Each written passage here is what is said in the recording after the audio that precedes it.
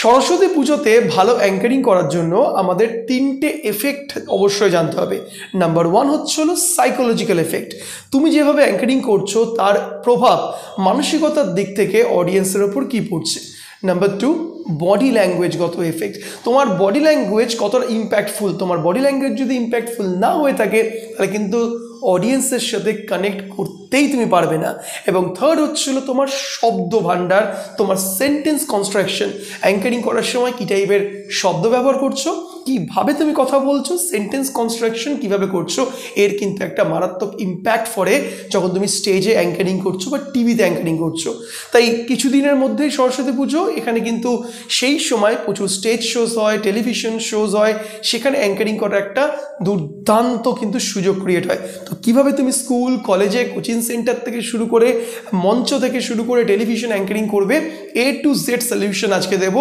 Body language, dressing sense, script থেকে শুরু করে সব কিছু। তা ভিডিওটা খুব ইন্টারেস্টিং। যারা কিন্তু অ্যাঙ্কার হতে চাইছো, ভেতরের অ্যাঙ্কার সত্তাটা উসখুস উসখুস করছে বেরিয়ে আসার জন্য, তো আজকের ভিডিওটা তোমাদের কিন্তু অবশ্যই হেল্প করবে। তা চলো শুরু করা যাক আজকে ভিডিওটি। তো সর্বপ্রথমে তোমাদের যেটা বলবো, সাইকোলজিক্যাল এফেক্ট। একটা ভালো অ্যাঙ্কার যখন মঞ্চে ওঠে কথা বলার জন্য, সে কিন্তু সবসময় মাথায় রাখে তার প্রোগ্রামটার হচ্ছে হলো টার্গেট অডিয়েন্স এবং সেই প্রোগ্রামটির পজিশনিং। টার্গেট অডিয়েন্স কি, আমি প্রোগ্রামটা হচ্ছে হলো আমার প্রোগ্রাম কারা দেখবে, ছোট বাচ্চারা দেখবে, একটু বড়রা দেখবে, না প্রোগ্রামটি একটু ম্যাচিওর লোকজনদের জন্য, না এটা ইউনিভার্সাল সবার বয়স, সব বয়সী ছেলে মেয়েদের জন্য বা মানুষের জন্য। তাই এখানে মাথায় রাখতে হবে তোমাকে কিন্তু টার্গেট অডিয়েন্স। নাম্বার টু হচ্ছে হলো পজিশনিং। তো অলওয়েজ একটা অনুষ্ঠানের পজিশনিং জানা খুব দরকার। কিভাবে পজিশনিংটা করবে, ধরো তোমার আজকে তুমি একটা রেডিওতে প্রোগ্রাম দেখছো, রেডিও মির্চির পজিশনিংটা দেখবে, ওরা প্রোগ্রাম করে একটু খুব ফাঙ্কি ওয়েতে ইয়াং ছেলে মেয়েদের জন্য, মানে আমাদের সমাজের যারা কোন জায়গাটাতে স্টাবলিশ করছে প্রোগ্রামটিকে, কাদের মানে কোন গ্রুপ অফ পিপলসের জন্য ওরা প্রোগ্রামটি করছে, এটা হচ্ছিল পজিশনিং। আবার তুমি যদি আকাশবাণীর প্রোগ্রাম দেখো, তুমি দেখবে ওখানে একটু ম্যাচিওর মানুষ যারা কথা শুনতে ভালোবাসে, কথা জানতে ভালোবাসে, একটি স্টোরি টেলিংয়ের মাধ্যমে তারা কিন্তু আকাশবাণীর প্রোগ্রামটি দেখে। তো এখানে হচ্ছে পজিশনিংটা খুব বড় ম্যাটার। পজিশনিংটা হচ্ছে বড় একটা সোসাইটির মধ্যে কোন সেগমেন্টের জন্য করছো, আর টার্গেট অডিয়েন্সের জন্য টার্গেট অডিয়েন্স হচ্ছিলো সে পজিশনিংয়ের ভেতরে একদম স্পেসিফিক কোন ক্যাটাগরি মানুষের জন্য তুমি করছো। তো তোমার প্রোগ্রামটি যখন তুমি করছো স্টেজের ক্ষেত্রে কিন্তু এই পজিশনিং, টার্গেট অডিয়েন্সটা বোঝা খুব দরকার সাইকোলজিটাকে অনুধাবন করার জন্য। ধরে নাও আজকে তুমি প্রোগ্রাম করছো, সরস্বতী পুজোর অনুষ্ঠান গ্রামে হতে পারে, একদম কোনো পশ এরিয়ায় হতে পারে, কলকাতা সল্টলেক সেক্টর 5-এর মতন জায়গায়, আবার কিন্তু রেল লাইনের পাশে যে সমস্ত কলোনিগুলো আমরা দেখি, সেই কলোনিতেও কিন্তু সরস্বতী পুজোর প্রোগ্রাম হয়, সেখানেও কিন্তু অনুষ্ঠান হয়, সেখানেও কিন্তু অ্যাঙ্কার্সের প্রয়োজন হয়। তাই তুমি কোথায় প্রোগ্রামটা করছো এইটা তোমার সবার আগে বুঝতে হবে। আজকে ধরুন সল্টলেক সেক্টর 5-এ বা সল্টলেকের সেক্টর 3-তে খুব হাইলি কোয়ালিফাইড একটা জায়গাতে তুমি প্রোগ্রাম করছো, তোমার সামনে যে দর্শকরা বসে আছে তাদের কালচার, তাদের বিহেভিয়ার, তাদের পছন্দর টেস্টটা কিন্তু একদম ভিন্ন হবে যারা রেল লাইনের দুপাশে, যারা কলোনিতে বসবাস করছে সেই সমস্ত মানুষদের থেকে। এখানে কিন্তু আমি কাউকে অপমান করছি না, ছোট করছি না, জাস্ট আমি সোশ্যাল ডিফারেন্সটা, বিহেভিয়ারাল ডিফারেন্সটার জন্য কিন্তু এই কালচারাল ডিফারেন্সটা হয়ে থাকে। এটা কিন্তু খুব রিয়েলিটি, এটা একটা অডিয়েন্সকে যেমন বুঝতে হবে তেমনি এটা অ্যাঙ্কারকেও বুঝতে হবে। আবার এই অনুষ্ঠানটাই তুমি যদি সুন্দরবনের গ্রাম বাংলার মানুষজনদের জন্য করো, বাঁকুড়ার গ্রাম বাংলার মানুষজনের জন্য করো, তাদের থট প্রসেস, তাদের সাইকোলজি কিন্তু একদম আলাদা হবে। তাই তুমি যদি অ্যাজ এ অ্যাঙ্কার এই ব্যাপারটা না বোঝো যে কাদের জন্য প্রোগ্রাম করছি, সেখানে কিন্তু একটা প্রবলেম দাঁড়াবে। তাই বোঝো কোন জায়গায় রয়েছো, কাদের সাথে প্রোগ্রাম করছো।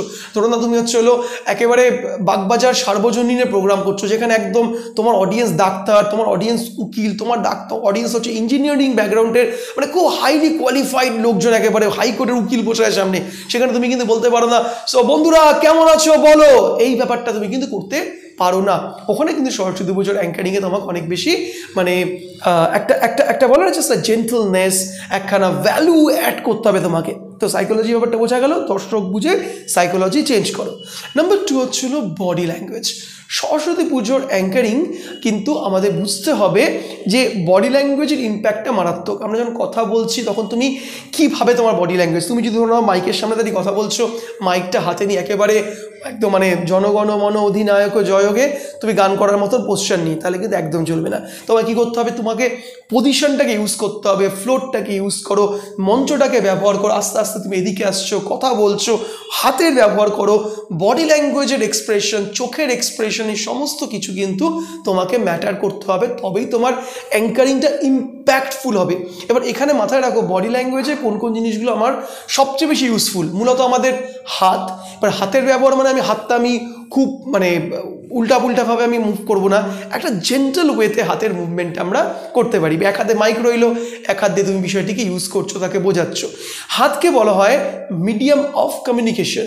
ওকে, তো হাতের ব্যবহার করছো, তোমার ফেশিয়াল এক্সপ্রেশনটা ব্যবহার করছো, চোখের এক্সপ্রেশন ব্যবহার করছো, এইগুলোকে তুমি যদি মাথায় রেখে করো তাহলে ব্যাপারটা কিন্তু বেশ সুন্দর হবে, দেখতে ভালো লাগবে। থার্ড হলো তোমার শব্দ, তুমি কি শব্দ ইউজ করছো। এবার শব্দ ইউজের ব্যাপারটা তোমাকে আমি এটাকে 2-3টে ভাগে ভাগ করছি।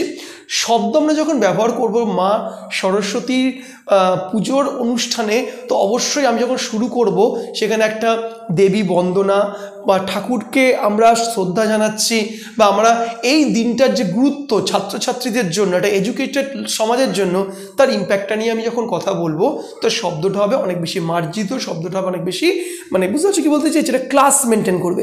বা তারপরে আস্তে আস্তে যখন তুমি প্রোগ্রামের দিকে যাচ্ছ, প্রোগ্রামে হয়তো নাচ আছে, গান আছে, কালচারাল ইভেন্টস রয়েছে যেগুলো, সেগুলো তুমি ওই প্রোগ্রামসগুলো থেকে নিয়ে তুমি হলো কন্টেন্ট রেডি করো। মানে ফর দ্য এক্সাম্পল ধরো নাও, এই আজকের অনুষ্ঠানটিতে কোনো একটা ফোক ডান্স পারফর্ম করা হলো সরস্বতী পুজোর সন্ধ্যাবেলায়, পাড়ায় একটা স্টেজ শো হচ্ছে, কতগুলো বাচ্চা বা পাড়ার কতগুলো মেয়ে বা দিদি তোমার জন্য, ধরো তোমাদের জন্য বা দর্শকের জন্য একটা ফোক ফর্ম, একটা লোকগীত, একটা ডান্স, ফোক একটা ডান্স একখানে পারফর্ম করলো। সেখানে তুমি তুমি তো আগে থেকে জেনে যাচ্ছ কী টাইপের ব্যাপার, কি কোন কন্টেন্টে প্রোগ্রাম করছে, একটু গুগল করে নাও, একটু উইকিপিডিয়াতে চলে যাও, সেটার ওপর একটু রিসার্চ করে টপিক থেকে 2-4টে পয়েন্টস তুলে নাও। মানে রিসেন্টলি আমি সুন্দরবনে প্রোগ্রাম করতে গেছিলাম, ওখানে সুন্দরবনে জানো যে ঝুমুর নাচ ওখানে খুব ফেমাস ওখানে। তো আমি ওটার ওপরে বেশ কিছু রিসার্চ করি, এইটা কোথা থেকে এসছে, কত বছরের পুরনো, কোন কোন এলাকায় হয়, এই ঝুমুর শিল্পী কে কে রয়েছে, কিছু লোক কিছু মেয়ে নাচ করে, কিছু মানুষ পেছন থেকে গান গাইছে, তো এই কম্বিনেশনটা কিভাবে হচ্ছে, এই ব্যাপারগুলো ছোটো ছোটো ইনফরমেশন গুগল থেকে ইনফরমেশন নিয়েছিলাম, এবং যারা পারফর্ম করতে এসেছিলো তাদের সাথে কথা বলে একটু জেনে নিয়েছিলাম।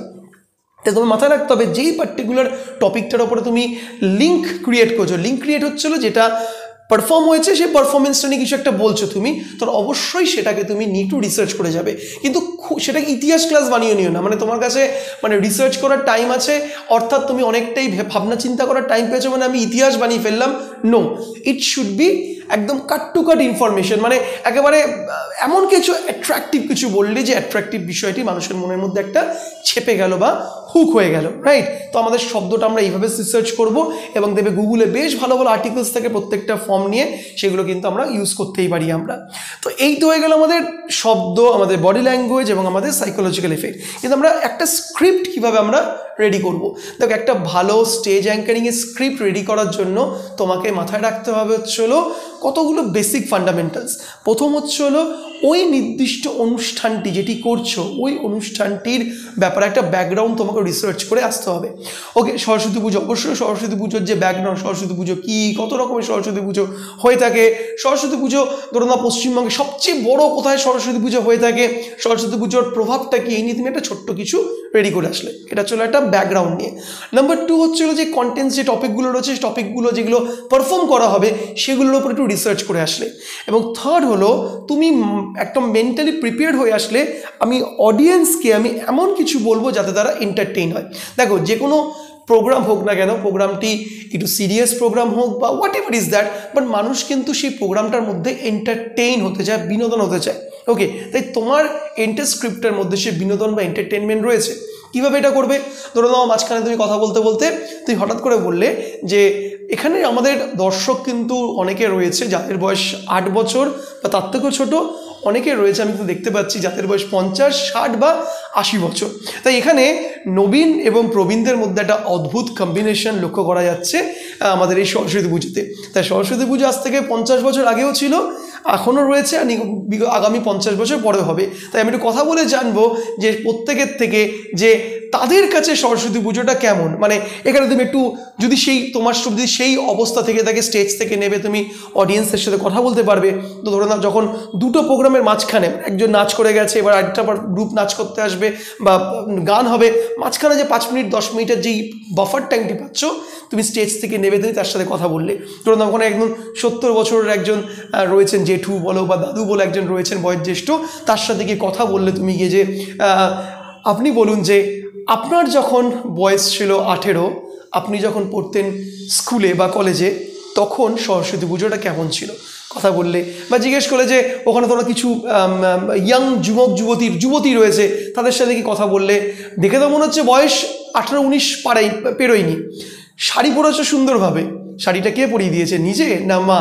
তো এইভাবে তুমি খুব মজা করে হিউমার করে যখন পাবলিক ইন্টারাক্ট করলে, তখন দেখবে তোমার কন্টেন্টের যেই কোয়ালিটি সেটা অনেকটা কিন্তু মানে ইমপ্রুভ হয়ে গেল। এইভাবে তুমি কিন্তু তোমার স্ক্রিপ্টটাকে ভাগ করলে, যেটা বললাম, একটা হচ্ছে হলো বেসিক ইনফরমেশন, একটা হচ্ছে সাবজেক্ট যেগুলো প্রোগ্রাম কন্টেন্ট হবে, কন্টেন্ট ইনফরমেশন, এবং কিছু দেখো যে এন্টারটেনমেন্ট অ্যাড করার জন্য পাবলিক ইন্টারাকশনস, কিছু ছোটো ছোটো ফান স্টোরিজ তুমি বললে, তোমার নিজে কিছু স্টোরি বলতে পারো খুব ছোট্ট করে, কিন্তু খুব বেশি বড় যাতে না হয়ে থাকে। তো এইভাবে তুমি প্রোগ্রামটি সাজালে খুব দুর্দান্তভাবে হবে। কিন্তু যে কোনো অনুষ্ঠান শুরু হওয়ার আগে দেখবে, মাথায় রাখবে, অনুষ্ঠানে ইন্ট্রোডাকশন, ওপেনিং লাইনটা খুব গুরুত্বপূর্ণ।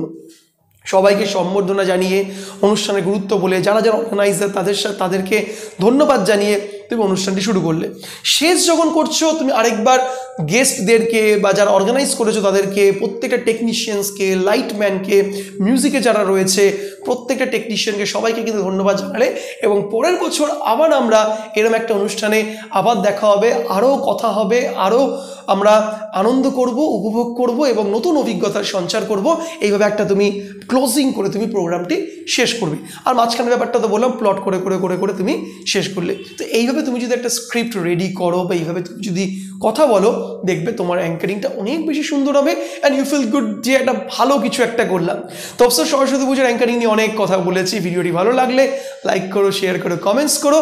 আর কারা এখনও 12 মিনিট ধরে ভিডিওটা চলছে, 12 মিনিট ধরে কারা কারা ভিডিওটি দেখলে, তারা অবশ্যই কিন্তু কমেন্টস করে বলো যে ইয়েস, পুরো ভিডিওটা 12 মিনিট ধরে দেখেছি। দেখা হবে পরে ইন্টারেস্টিং টপিকে। ততক্ষণ যে goodbye and see you once again.